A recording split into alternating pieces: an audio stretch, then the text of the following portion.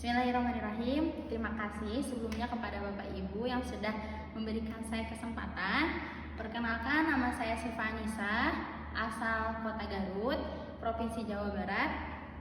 Umur 24 tahun, lulusan S1 Pendidikan Agama Islam, Sekolah Tinggi Ilmu Tarbiyah At-Taqwa Bandung Gegerkalong, dan Lembaga Tahfidz Ilmu Al-Quran di Asy-Syifa Al-Qaryah Subang.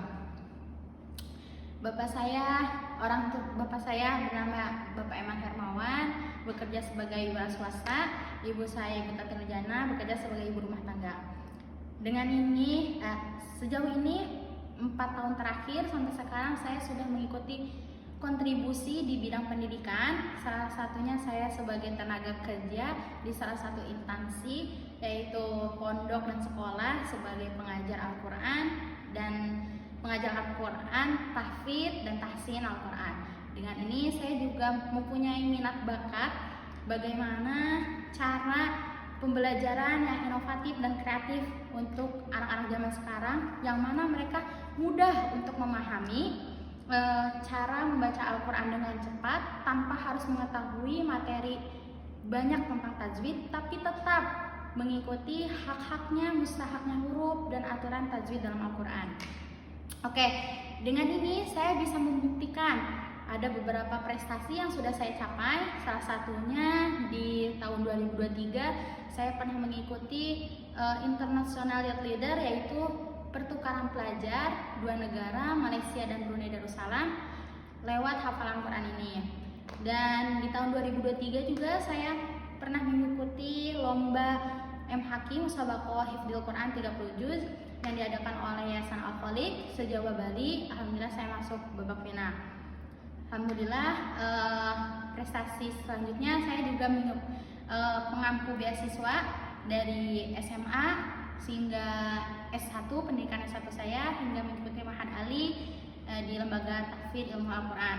Di SMA saya mengikuti beasiswa tahfidz dari yayasan tersebut, sekolah tersebut, dan S1 saya dibiayai beasiswa oleh pemerintah Qatar yang dikelola oleh Yayasan Asy-Syifa Al-Qaryah Subang.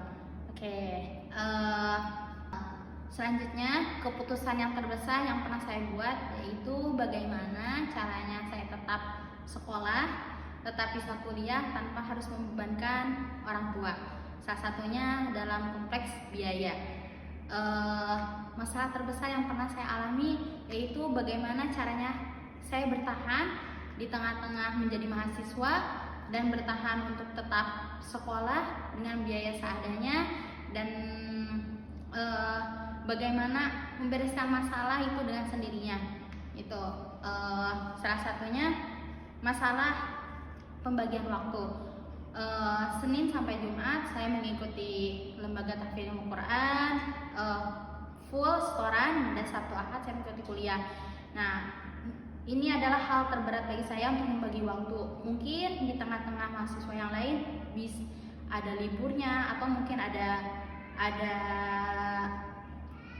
sedikit rehat, tapi bagi saya tidak. Ternyata Senin sampai Jumat saya harus full setoran, Sabtu Ahad saya harus mengikuti kuliah dengan beberapa target yang harus saya capai, karena apabila target ini tidak tercapai maka akan dicabut beasiswa tersebut. Jadi waktu itu saya ditekankan untuk masuk dulu Lembaga Tahfidz Ilmu Quran.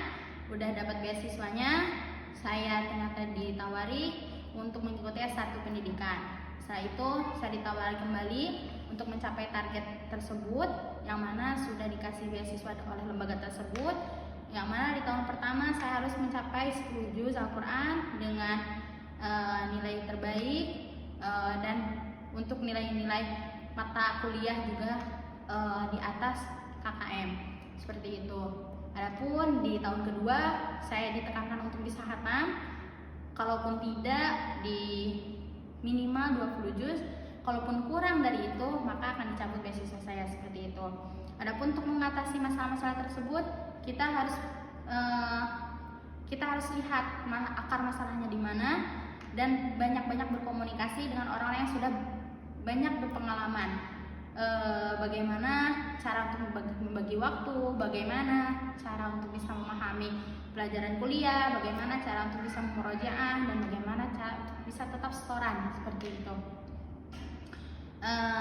Adapun masalah dengan sejawat atau misalnya dengan atasan, baiknya kita komunikasikan, kita tampung informasi-informasi yang ada, kita gali informasi-informasi yang ada, jangan sampai informasi tersebut adalah tuduhan. Setelah itu, kalau valid informasi tersebut, kita diskusikan bareng, kita ambil jalan keluarnya sama-sama agar terasa nyaman di antara kedua belah pihak seperti itu.